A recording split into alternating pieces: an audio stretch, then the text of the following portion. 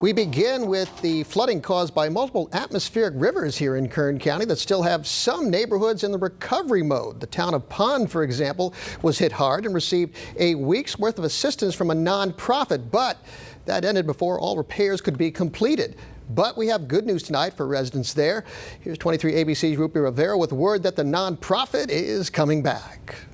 Back in March, we introduced you to the citizens of Pond and their flooding ordeals. With water reaching up to their knees in their own homes, the nonprofit God's Pit crew stepped in to help, gutting houses and prepping them for remodel, and now they're back to finish what they started. When we start, we'll take care of all the mechanical stuff, the plumbing. So get all that stuff done in the walls, and then we'll insulate, hang the sheetrock, finish the sheetrock, paint the walls, put down new flooring, new cabinets. Immediate disaster response coordinator for God's Pit crew, Chiles, says they'll be working on 4 houses for the duration of the time they'll be here. Last time GPC was here, they had a total of 8 members with some help from local residents. This time, Chiles says he'll be bringing a crew of 6 to 8 professionals to focus on plumbing and electrical work, once again relying on the community's help. GPC is partnering with St. John's Church for that extra assistance. Coordination's led by Dana Mojo, co-chair for the Lutheran Early Response Team. She says she reached out after seeing 23's initial report on God's Pit crew and knew she needed to help. People from Virginia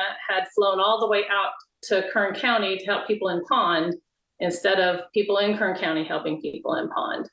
So that's when I thought, we've got to get on board and do what we can do to help them. Mojo says after getting in contact with GPC, they sent their team to continue GPC's work, installing drywall in 2 of 4 of the homes. She says they were supplied drywall, mud, and tape from the Orphan Grain Trail, a Christian volunteer network. Mojo says she's grateful to have inserted herself in this cause, as her passion has always been to help people. I have a passion to be God's hands and feet, and I know that people at our church have that same passion, who have been out working so hard hanging the drywall. GPC is also set to receive a grant from Giving University. However, said donations have not been set up yet. Child saying that grants will be used for their basic necessities. Flooring, cabinets, the toilets, everything, the lighting, the paint.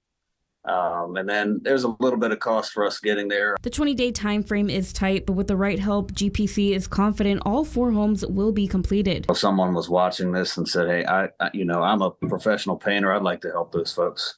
It's simple. Go on the website, sign up, and then the system will kick an email back to them, giving them all the details. God's Pit crew will be back in Pond from July 8th to July 28th.